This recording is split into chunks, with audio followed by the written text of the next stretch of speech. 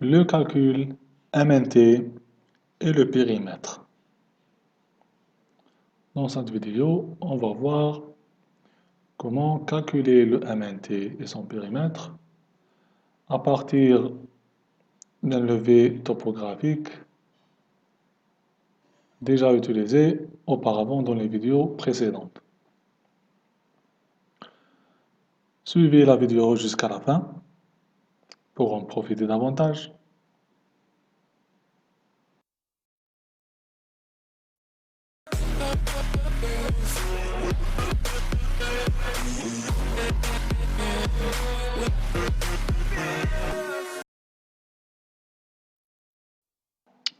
Alors, voici le levé topographique qu'on a utilisé dans les vidéos précédentes, qui contient une altitude, matricule et un code. On va l'utiliser pour faire ou calculer le MNT, qui est l'abréviation modèle numérique du terrain. Alors, je vais juste afficher mon point topographique au lieu d'un point par une croix. Alors, je clique sur Format, style de point, je choisis la croix et je clique sur OK. Voilà mon levé topographique claire et apparente. Alors, vous pouvez modifier selon vos besoins. Moi, j'ai choisi cette configuration juste pour que ça soit bien clair. Alors, c'est le même levé topographique, les mêmes points qu'on a déjà utilisés auparavant dans les vidéos précédentes. C'est à partir de ces points qu'on va générer le MNT ou calculer le MNT. Voilà. Vous avez juste à suivre les étapes suivantes. Alors, on vérifie le levé topographique. Si chaque point a une altitude Z, ça veut dire qu'il n'a pas une valeur nulle. On commence par Covadis 3D. Alors, Covadis 3D, calcul MNT. Et cette fenêtre s'affiche.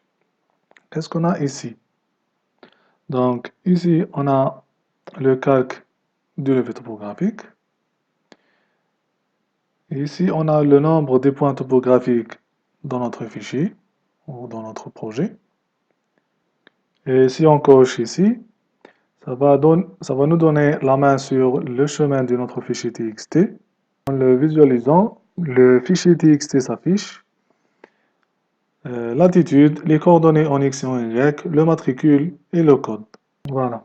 Alors ici, on a le paramétrage du format du fichier. On ne va pas y toucher.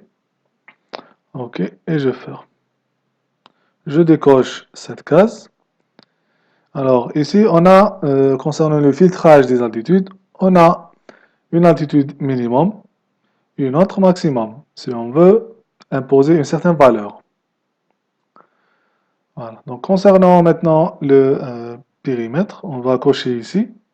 On sélectionne ce bouton et on va faire une polyline de bout en bout, passant par un point topographique. Voilà, comme vous voyez, un périmètre s'affiche.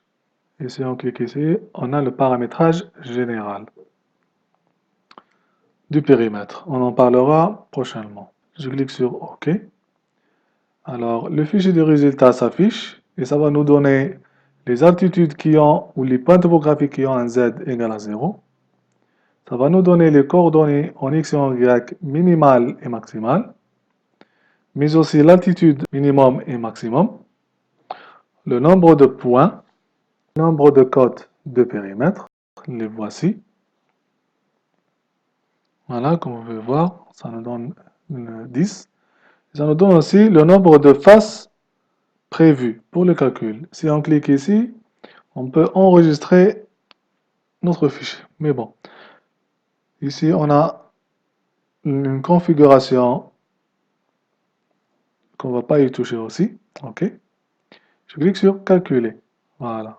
Alors cette récap s'affiche et nous donne toutes les informations du calcul du MNT concernant les points topographiques, les faces, des coordonnées et des altitudes. Alors, voici notre MNT une fois calculé, reliant chaque 3 points. Alors maintenant, je vais désactiver le MNT. Je clique ici, je clique sur une facette. OK. Voici notre périmètre. Le voilà. Comme vous pouvez voir, une petite flèche s'affiche.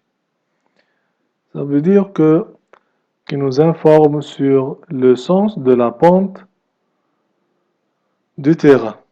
Alors, je vais la mettre en gras.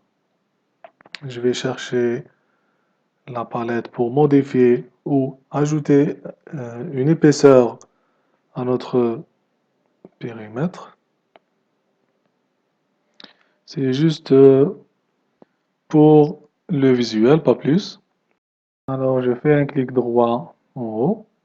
Je choisis la palette AutoCAD et je vais faire ressortir la palette que je veux. Voilà, je vais chercher propriétés et je choisis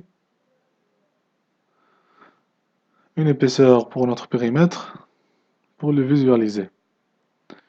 Je le mets en avant et voilà. Je vais allumer maintenant le calque du MNT et voilà le résultat final. On a notre MNT avec l'emprise ou le périmètre autour. Si vous avez aimé, n'oubliez pas de vous abonner et partager nos vidéos.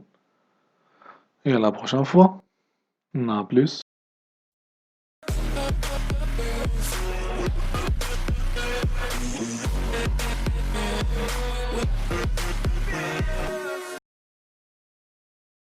N'oubliez pas de vous abonner à notre chaîne et à la prochaine vidéo.